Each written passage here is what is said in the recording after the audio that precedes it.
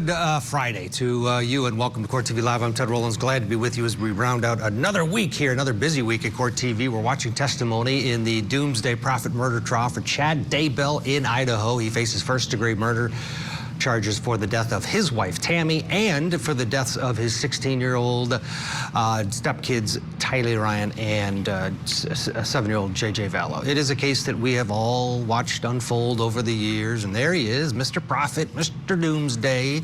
Prosecutors say that he and his wife, Lori, thought that Lori's 2 children were dark spirits and zombies and definitely needed to be eliminated so they could frolic in Hawaii.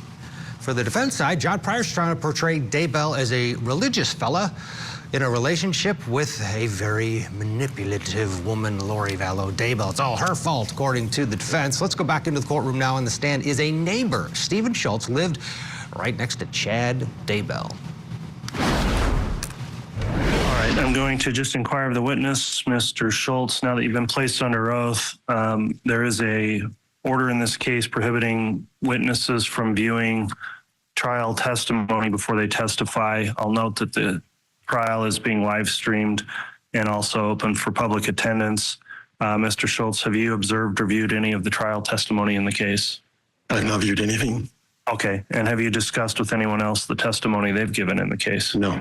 Okay, thank you for that affirmation. Mr. Wixom, you can begin your direct. Thank you, Your Honor. Excuse me. Good morning, Mr. Schultz. Good morning. Could you please state and spell your full name for the record? It's Stephen R. Schultz. Stephen, Steven, R-S-C-H-U-L-T-Z.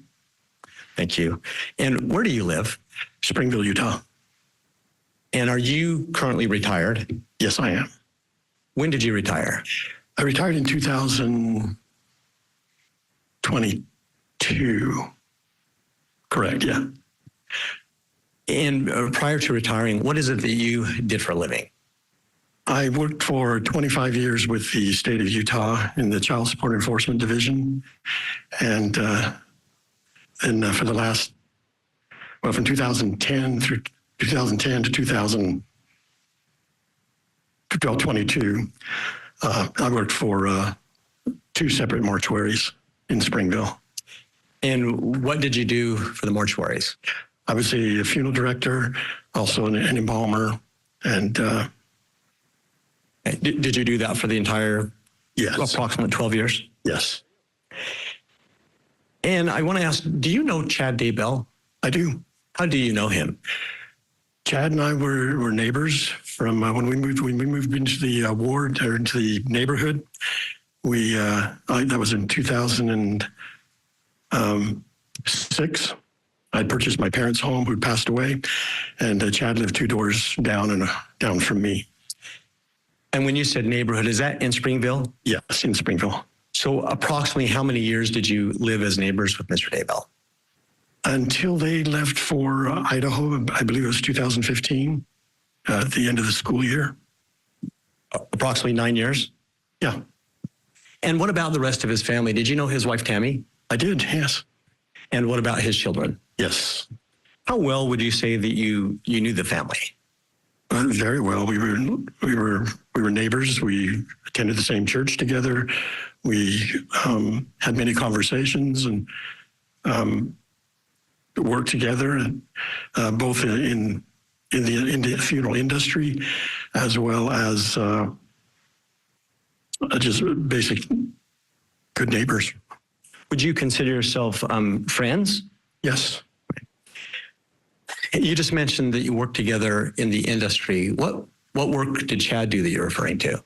Chad worked for I believe both Springville and Spanish Fork cemeteries. He was the sexton.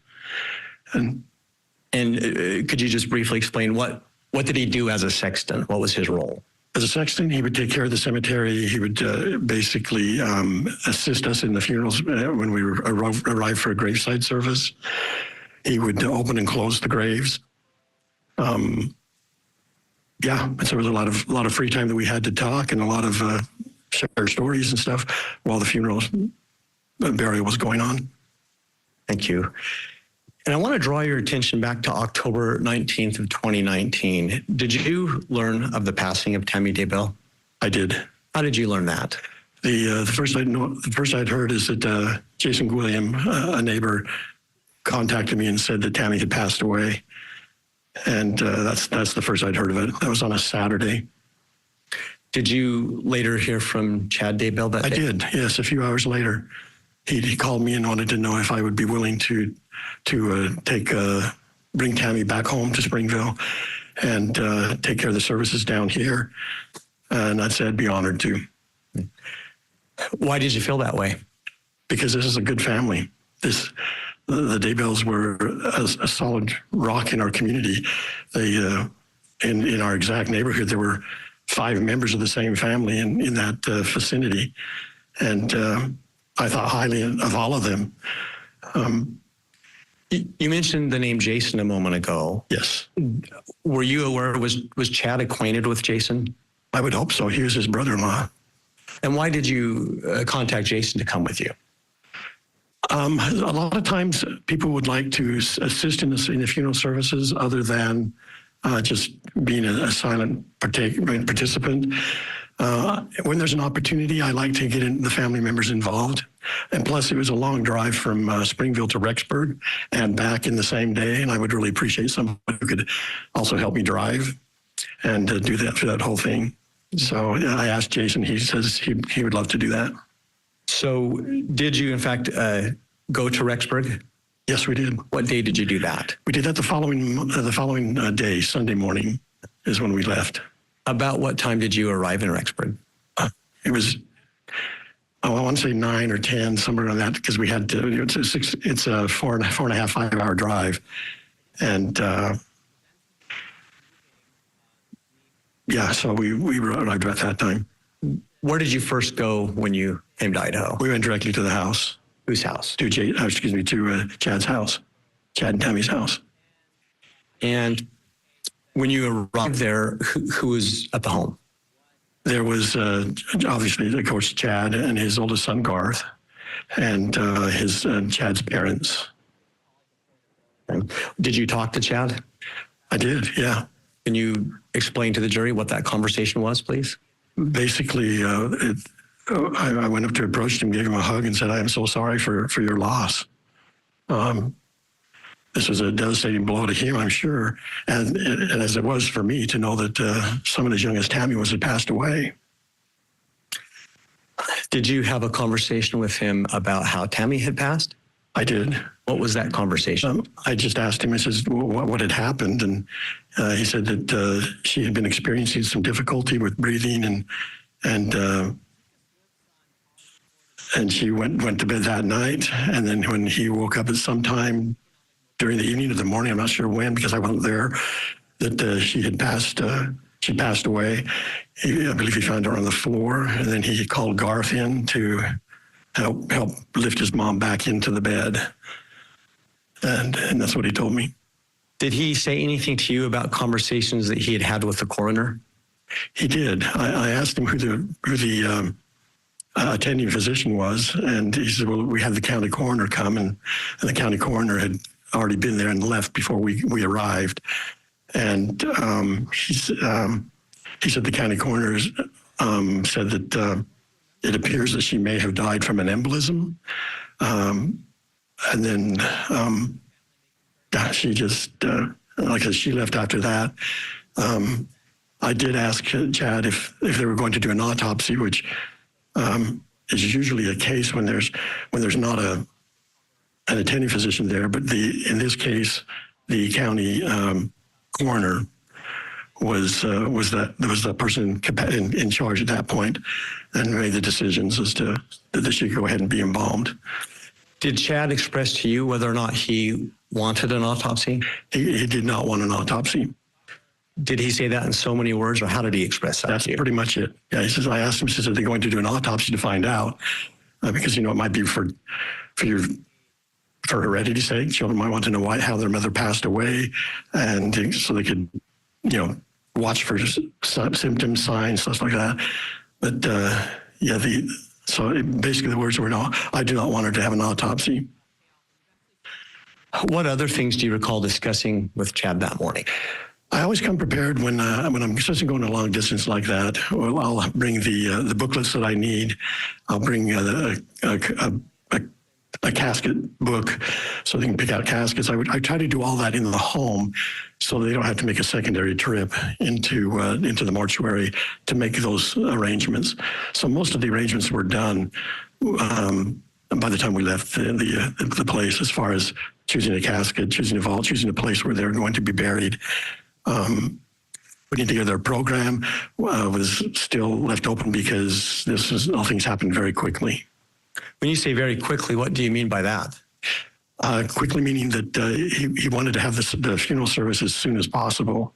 And this was on a Sunday morning. And I said, well, with social media, we need to have word get around so that the people will know, so that you'll have somebody showing up at the funeral. And even announcing in the newspaper, there's deadlines to meet. And so he said he wanted to get this done just as quickly as he could. His words, not mine. What was his proposed funeral schedule? He wanted to do it as quickly as he could. I think there was some discussion of even possibly doing it Monday, but that was very quick. We talked about it, and he said, we'll do the viewing on Monday. And we came to a reasonable conclusion that the funeral on Tuesday would probably suffice. In your experience as a funeral director, would you say that scheduling was in the norm? No, usually there's a 3-4 day time period between the death and the funeral. Sometimes up to a week. There have been funerals that we've not held for weeks. And why do you typically at least have 3 or 4 days? What's the reason for that? The preparation to get things ready for the funeral, like I said, to ascertain information for the death certificates, to get programs together and gathered, letting people know, setting up the church, putting the Relief Society in motion so that they can have the luncheon prepared. It can be done in a few couple of days, but for the most part, just to give them the opportunity. Did you notice anything about Chad's demeanor? All right, Stephen Schultz on the stand, funeral director, former neighbor and colleague. Remember, Chad used to be a grave digger, so he and Stephen went way back. Said, I would love the Daybells. But then Chad wanted a quick burial, quick funeral, and that stood out to him, and no autopsy. Let's talk about it. Corey Pegues is here in studio, along with Michelle Thomas in studio. Good to see you both on this Friday. Michelle, to you first, what stands out here? This guy seems pretty true blue, straight-laced, and even he was a little bit, no autopsy?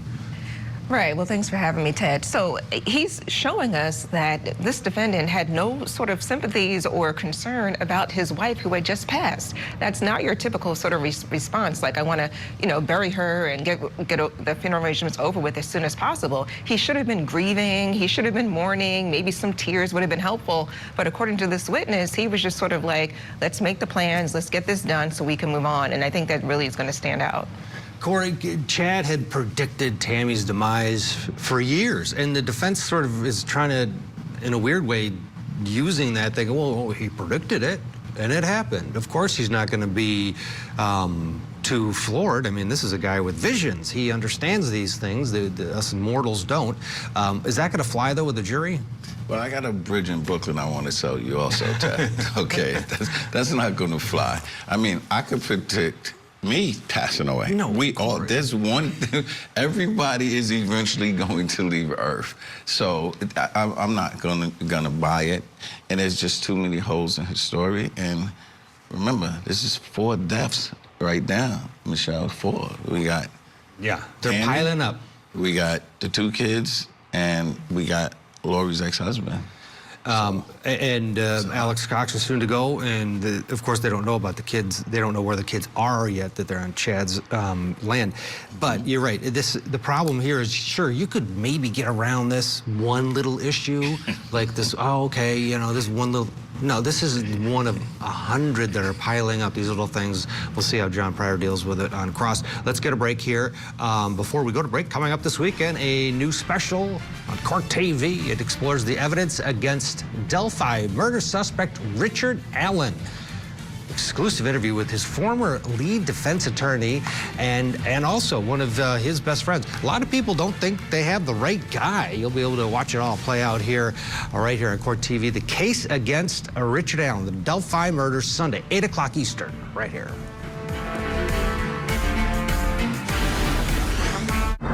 We are underway in the trial of doomsday prophet Chad Daybell. Prosecutors say they will seek the death penalty against him. Investigators have recovered human remains at Chad Daybell's residence. There's no way, Logan, I can never come up with this. His wife, Lori Vallow Daybell, has already been convicted. Now, will her husband end up with the same fate? It's just so hard to know where the truth ends.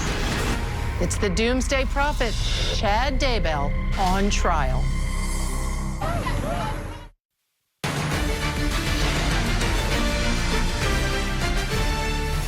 Welcome back to Court TV Live. Testimony continues in Idaho for the man accused of murdering 2 kids and his first wife, Tammy. Prosecutors say that Chad Daybell killed Tammy Daybell, J.J. Vallow, and Tylee Ryan because they were obstacles in his plan to be with Lori Vallow Daybell. On the stand is Stephen Smith. He's a former neighbor and colleague of Chad back in his grave digging days. Let's go back into the courtroom. We'll pick up the direct examination where we left off.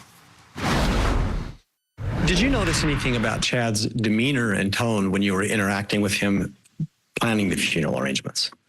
When I was there, of course, when I gave him the hug, he was teary, and he just lost his wife. But it just seemed like there was a business-like atmosphere about it, which could be either a person's way of dealing with grief, or it could be, I want to get this thing done and over with. In fact, I believe the direct words to me were, I don't want to drag this out. I don't want to drag this whole process out. I says, okay, we'll work hard and try to get it done by Tuesday. Did he happen to articulate any reasons why he didn't want to drag it out?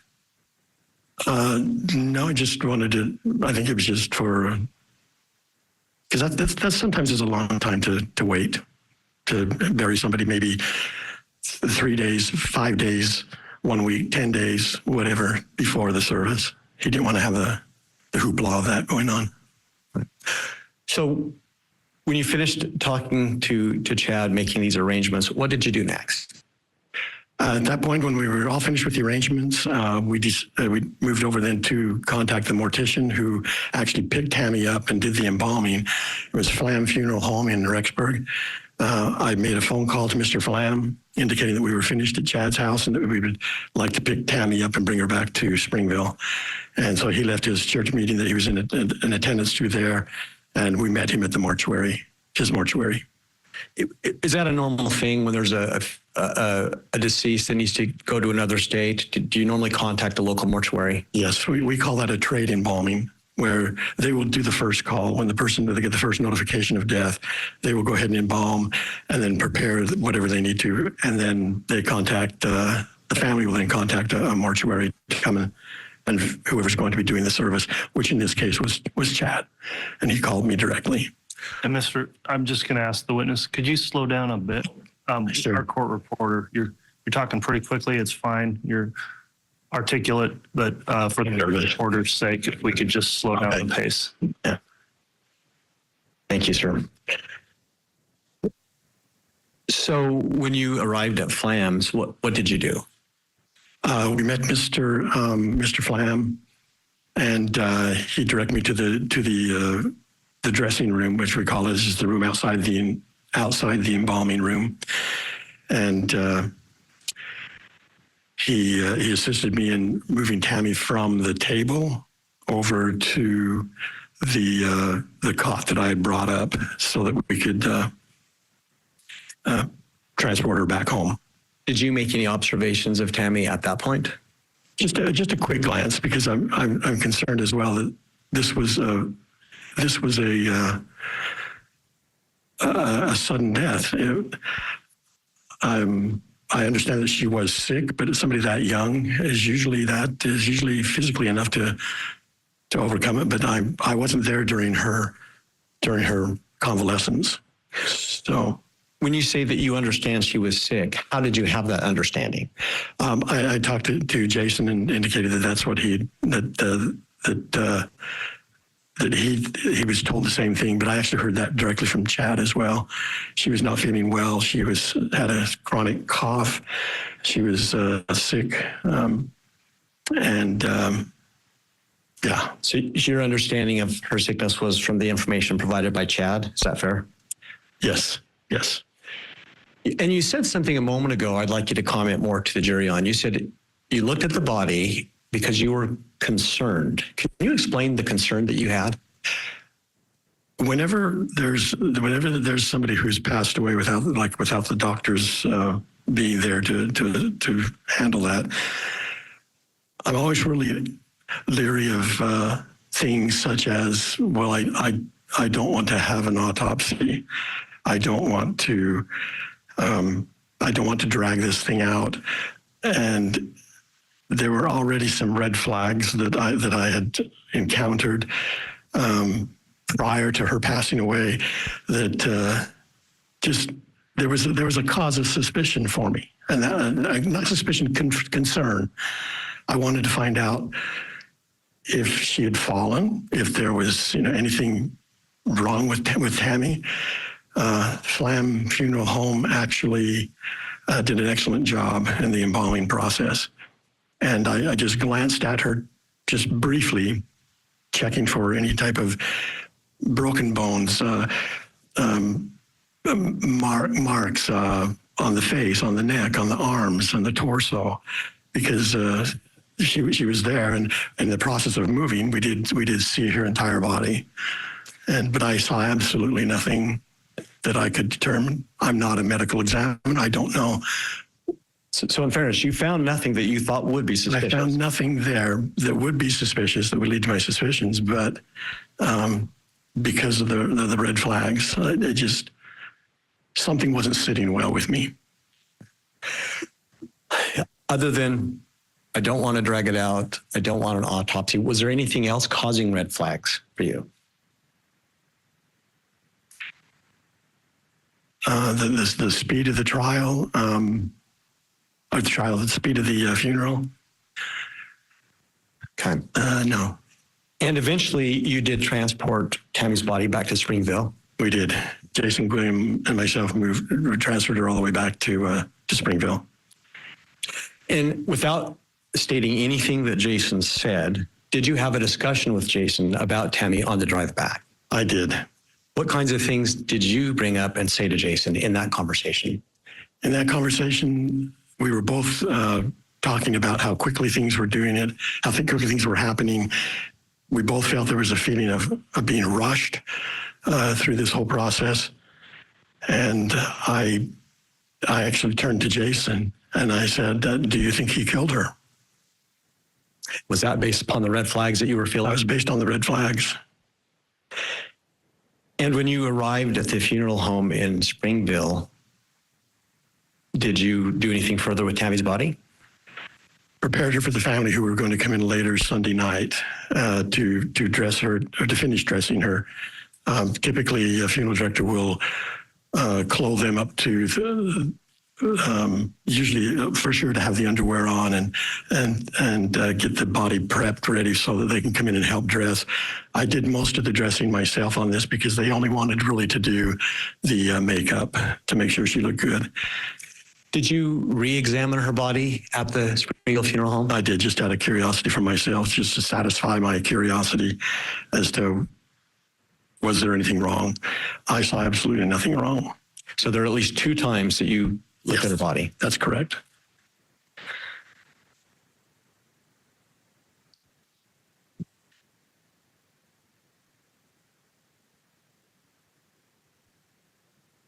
Thank you, sir. Your Honor, I don't have any questions at this time. All right. Thanks, Mr. Rickson. Okay, that's the direct examination. We'll see what John Pryor does with this witness. Corey Pegues, Michelle Thomas still with us. Corey, to you first on this. All right, so the guy wanted to bury his wife quickly. You know, in some religions, you have to right away. Obviously, it was a little bit out of context for them and what they knew of the Daybells. His entire direct Do you think it moved the ball in terms of, I mean, obviously he felt something was weird. Well, the jury's probably listening to him and saying, well, listen, he already said that. He asked Jason, do you think he killed him? Because he's asking like simple questions. Like, why are you doing this so fast? You don't want to do an autopsy for hereditary reasons? Like, just simple, normal questions. And he's like, no, no, no. Put it in a box. Let's get this done on Sunday. See you at 6 p.m. People do grieve differently, though, Michelle. You know, maybe he was just in shock. Sure, it's one thing to grieve differently. It's another thing to say, I want to bury my wife in 48 hours and not shed a tear and not express any kind of real, you know, grief or just sorrow about the process. So that, coupled with there being no autopsy requested by the defendant, would raise an eyebrow. I mean, this is the mother of your children. Your children are probably torn up and grieving harshly. And wouldn't you want answers and find out what happened to my wife and our children's mother? So all of it is just kind of, it really does raise an eyebrow. Yeah, where everyone else is thinking, oh my gosh, Tammy's dead? And you're just like, yeah, can we get the show on the road here? And yeah, it's gotta hit with the jurors, you would think. Now, cross-examination with all of these witnesses has always been something. John Pryor goes in and guess what? He is going to ask Mr. Schultz, because you heard him say, I thought Chad was a great guy. Well, coming up, you're going to hear John Pryor say, do you still think he's a good guy? Wait till you hear the answer. Stay with us.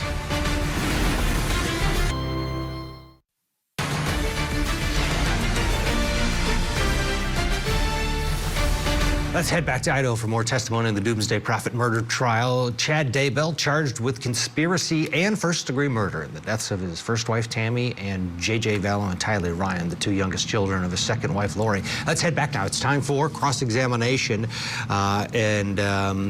Watch closely. John Pryor puts it out there with Chad's former neighbor.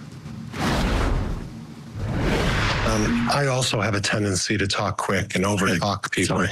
And it's an affliction I have, so between the two of us, this should be interesting. I'll try to slow down, though. You've known Chad's family actually longer than you actually have known Chad, is that right? Well, yeah, I mean, I've known of Chad, but when I really got to know Chad was when we moved into the ward. That's when I got to know him better. Okay. I knew his parents from the same general area of town that we grew up in. Okay. Okay.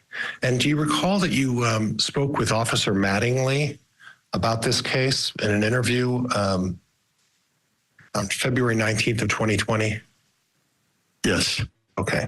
And Officer Mattingly went over a number of topics, and I'd like to talk to you a little bit about each of those if we could. Okay? All right. You mentioned the name Jason William. And Jason William is related, is it Jason William? Yes, Jason William is the husband of Samantha William, who is the sister of Tammy Daybell. Okay. And you mentioned something about Jason, and Jason knew Chad fairly well. I would hope so, yes. He would been a part of their family forever. Spoke very highly of Chad. Correct. Had a very high opinion of Chad, is that right? That is correct. And you as well. You had mentioned in the report you thought Chad was a good guy. Yes. Okay. Do you still have that opinion?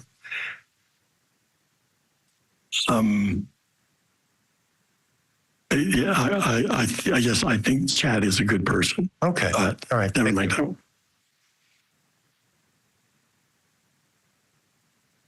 You mentioned with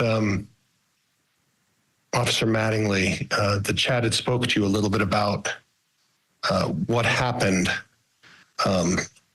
regarding Tammy. Is that right? About the manner in which she passed away. Is that correct? Yes, I had that conversation with Chad. Do you recall telling Officer Mattingly that Chad said Tammy had been sick and had a coughing spasm, and he woke up, found her dead? I'm repeating that from what Chad had told me. Okay. And you mentioned that Jason William also was aware that Tammy had some medical issues as well. Is that right? That's what so Jason had indicated to me as well. During your discussion with Jason, there was a history of some medical problems that Tammy was experiencing. Is that correct? I don't know if I can confirm that. Okay, but you talked to Jason about some medical problems, correct? Yeah, that he had heard from Chad as well. Okay. At the time, you told Officer Mattingly that Chad found her dead beside the bed in the morning, that he called Garth to come and help out. Do you recall telling Officer Mattingly that? Yes. That Chad said he thought the coroner told him Tammy had an embolism? Chad told Jason or me? Told you? Yeah. Okay. Chad told me that the coroner said that she had apparently died from an embolism. And sir, how long have you practiced the occupation that you practiced until your retirement in 2022? About 12 years. Okay. So you've had a significant amount of experience in viewing bodies and looking for things that you have a concern about regarding issues relating to people after they've passed. Would that be fair? Yes. And you understand, and please let me know that if there ever is an instant where you were to find some problem with a body, whether it was something suspicious or something of a concern, are you under a legal obligation to report that to law enforcement as part of your licensing? Typically not, because I would should have been overlooked already by either the medical examiner, the coroner, or the doctor who was the attending physician. Okay, so you're not under any legal obligation to report if you see something suspicious? No. But under a moral obligation, you would report something if you found it suspicious, would you not?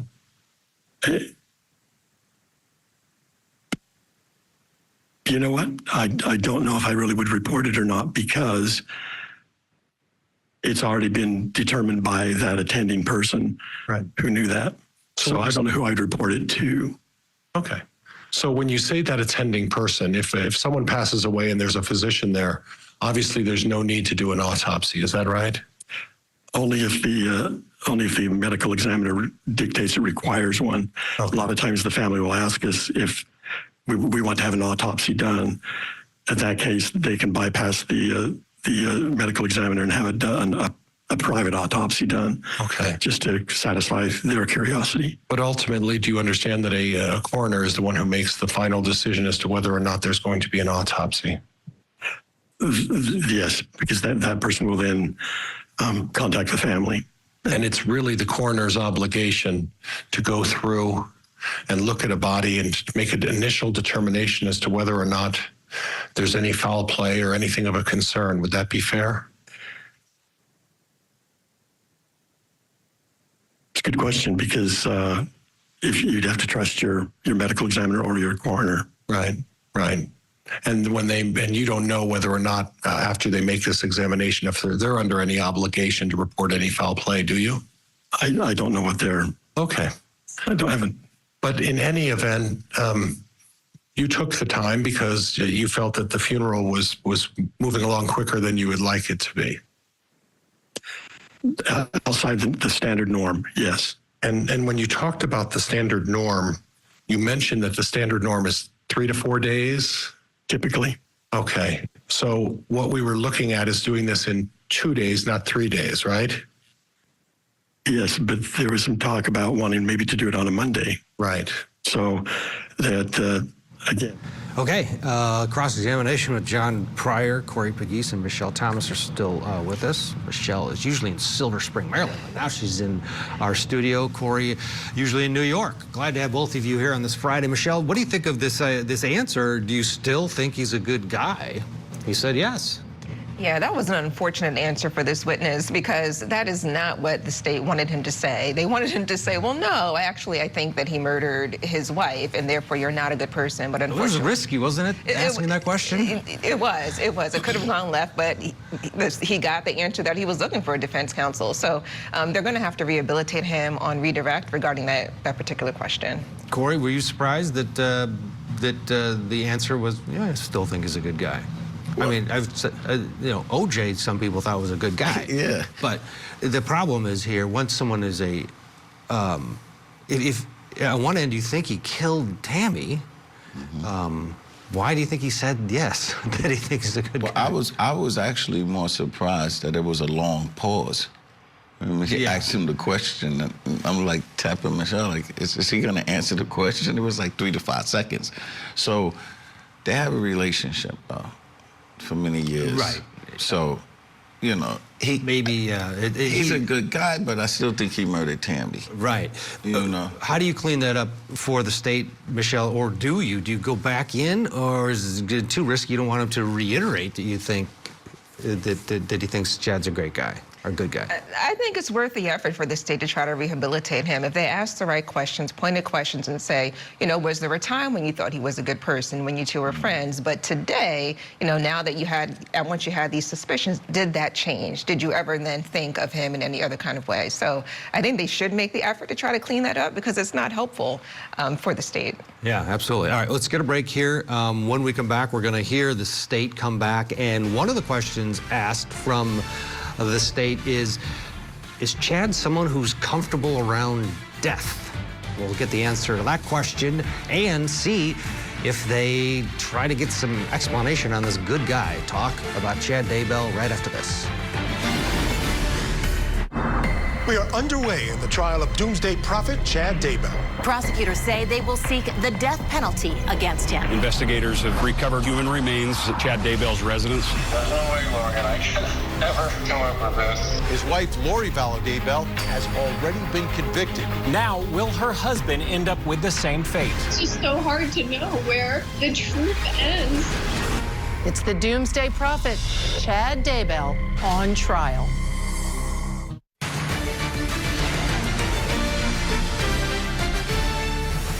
We've been watching testimony in Idaho. It's day 12 of the Doomsday Prophet murder trial against Chad Daybell. He faces first-degree murder charges for the 2019 deaths of his first wife, Tammy, and his second wife, Lori Vallow's kids, JJ and Tylee. Their bodies, of course, found on old Chad's property back in 2020. Let's head back into the courtroom now, picking up the cross-examination right where we left off of Chad's former neighbor and colleague.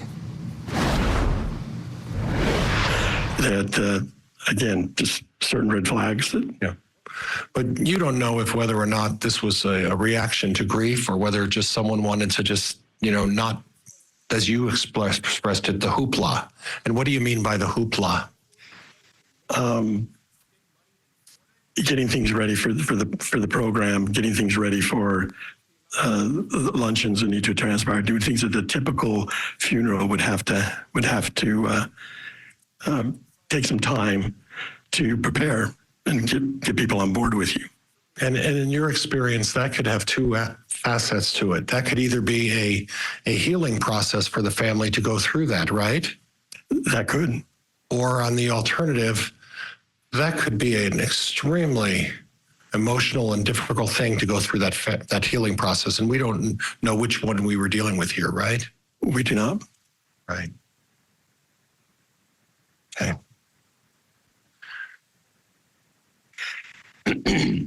And according to what I'm reading in Officer Mattingly's report, you told him Chad said he didn't want to drag this thing out.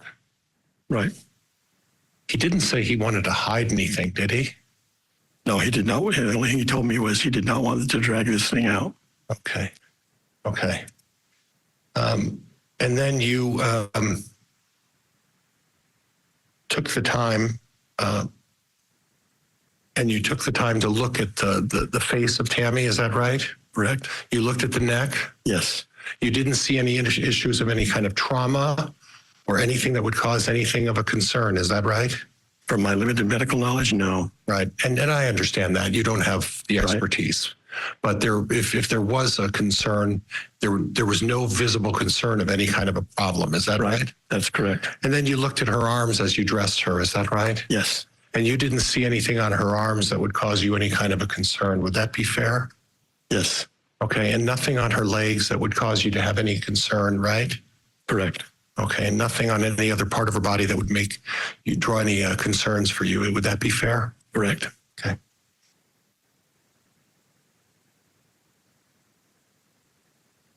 You talked about Chad being a sexton, and a sexton is someone who works in the funeral business. Is that right? Correct. And Chad's occupation was part of it was to mow the grounds or take care of the lawn and the grounds area. That's part of his responsibility. Yes. And in terms of dealing with the actual grave sites, there wasn't a situation where he would actually hand dig the graves, would he? Very few hand dig. They have a backhoe. Right. And you right. anticipated what I say. Nobody uses a shovel anymore to do Correct. that. That's from the 1800s. Whenever, yeah. So in essence, what it is someone on your staff would take out a backhoe and use a backhoe to dig up a grave, right? From the sexton's boss, I mean, or yeah, the sexton's boss would do that, or who would do that? Use the backhoe. Who would determine to use the backhoe? Well, who would be authorized to use the backhoe when you're doing that as part of this process? Well, it's typically the sexton. Okay, so Chad might have had some experience with a backhoe, right? He does. Okay, maybe not experience with using a shovel to dig graves, though, right? Correct. Right.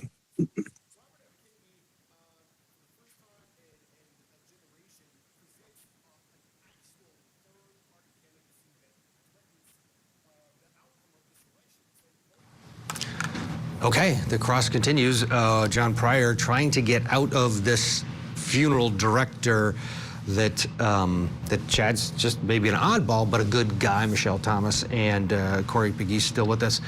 Final thoughts here before we hit a break.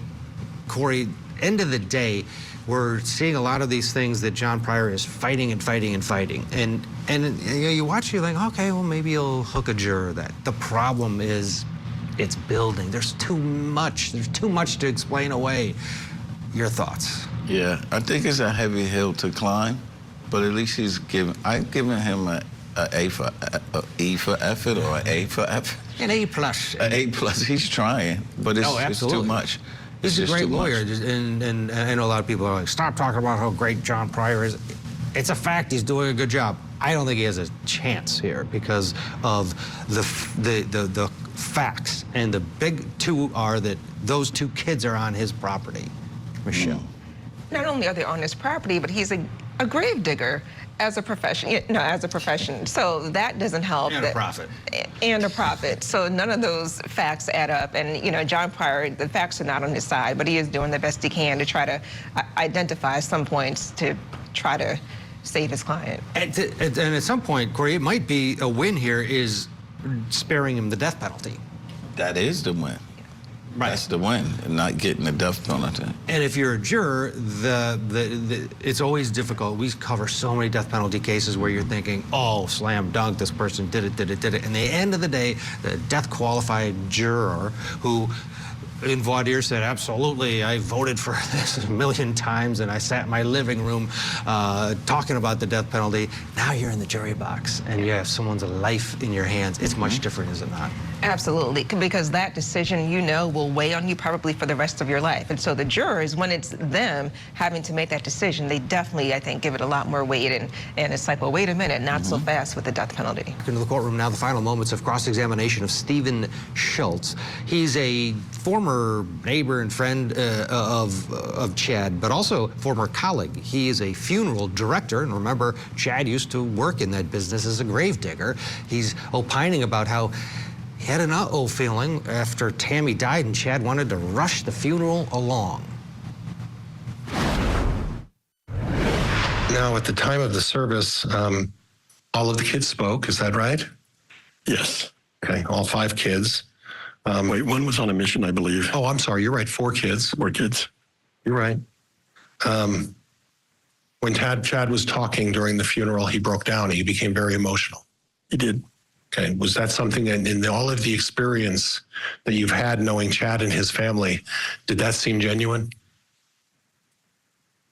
Yes, it appeared genuine from my point of view. And in your point of view is that you've known Chad for a good part of his life. Is that right? Yes. Okay. Well, not his entire life, for that 9 to 10 year period. And when we moved into the neighborhood. And you worked with him for a long time.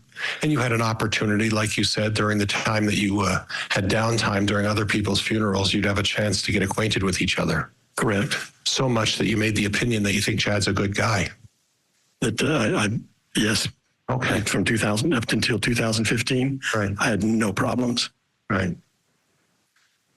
And then during the actual funeral, you had noticed that Chad and Emma were crying as well. Yes. Chad was doing something with his hair. He was emotional that he was tugging on his hair or something, you said? Okay. Now, that is part of I just barely got to see the police report maybe about 2 weeks ago. Oh, okay. There was either a typo or I had maybe I'd given the information talking about Chad. I may have mentioned Chad in the report. It was not Chad in the who was leaning over the casket, and it was his son Garth, who was there showing the extreme distress, emotional distress, and Emma was there as well. Okay, and were you aware that Garth and Tammy were extremely close? Yes, Tammy was a good mother to all of her children. She was particularly close with Garth, though. Do you recall? I don't know if I could answer that she was one way or the other. Okay. Can't put a hierarchy to it. Okay. And I appreciate that. Okay.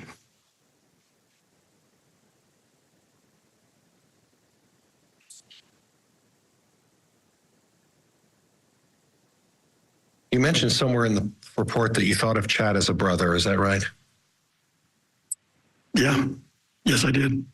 And again, Jason William, at the time of the death of Tammy, didn't say anything particularly negative about Chad, right? No. In fact, he defended him with my comment about, do you think he killed her? Right. She said, oh, no. Jason shared the same opinion that Chad is someone who's a good person. Yes. He would never do that. Okay. According to him.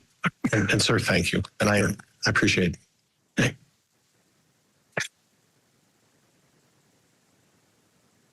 Redirect. Thank you, Your Honor.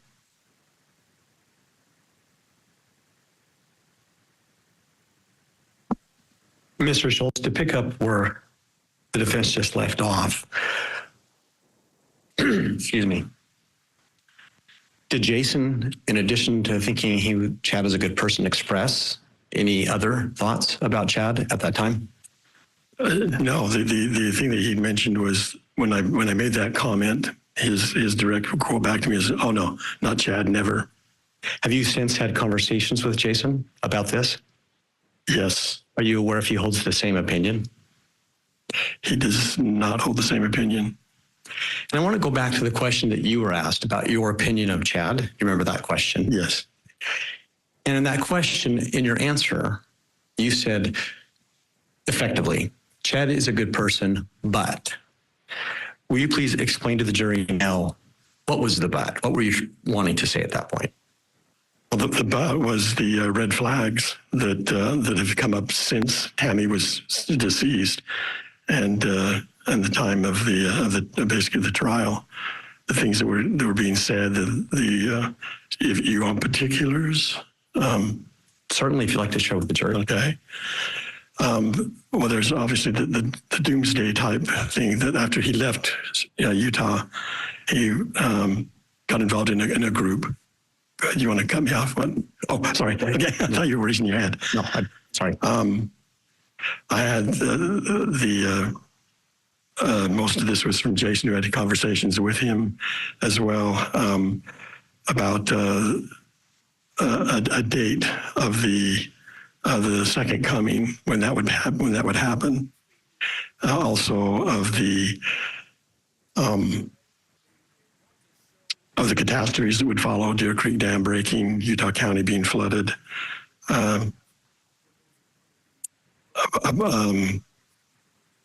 white tents in a city being developed for the chosen, the elected, the people. And those types of things are what made me have the suspicion when I went up there and found things being appeared to be rushed, in my opinion.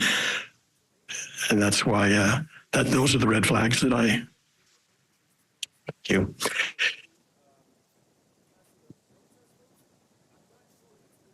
You were asked a question about the norm of a funeral typically being more than 3 or 4 days. 3 or 4 days on the average. And you still felt like this situation was rushed, is that right? Yes. Okay. Was the fact that the death had occurred on a Saturday and there was a desire to have a funeral or at least a viewing Monday, does that play into the rushed feeling? It does, because everything's closed on the weekend. You can't get a death certificate. You can't, you got to find, we have to have time to order caskets in. We have to have time for the funeral preparation. It can be done. And in this case, I think it was done by having the funeral on Tuesday, because that gave us one full working day where we could contact the authorities that we needed to get everything in order and ready for the service. On a Sunday, are you able to contact a newspaper to put in an obituary? We can put one in, but it's not guaranteed that it will be in the next publication. Was that part of your concern for the rush? Yes.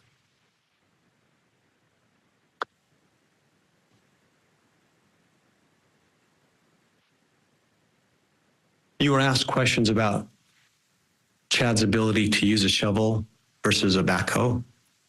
Yeah, I'm not sure where that. We don't use shovels anymore except for when you're done burying, then you use a little bit of shovel just to kind of flatten out the blot. Based on your background and experience with Chad, particularly that work background that you already talked about, right?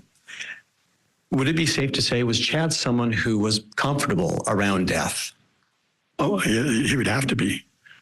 And yes, Chad wrote, he's an author. He's written books about death and dying as well. He's not squeamish about anything as far as being around a dead person. Although that must have been traumatic for him to have his wife in that position. But yeah. Thank you, sir. Your Honor, I don't have any more questions. All right. Thank you, Mr. Wixom. Mr. Pryor, that was narrow redirect. Do you have any requests for recross? All right. That final topic, I think, went outside the scope of direct, so you may inquire on that final topic about the books. We'll judge on the comfortable with death as well. Yes, that's it. Okay. Being involved in the funeral business, such as you are also comfortable with death and viewing bodies. Is that right? Correct. And that goes with part of the occupation. Would that be fair? Yes. Okay. And just because someone writes books doesn't necessarily mean, if Chad hadn't had his experience as a sexton, just the fact that someone writes books about topics that make some people uncomfortable doesn't mean that you're necessarily comfortable with death. Would you agree with that? I'm not really sure. Can you rephrase that? Sure. Just because someone writes books about topics that make people uncomfortable, does that mean that you're necessarily comfortable with death if you've had no other experience? I think that would probably have to vary from person to person. That's fair enough. Thank you. I appreciate it. Bye-bye.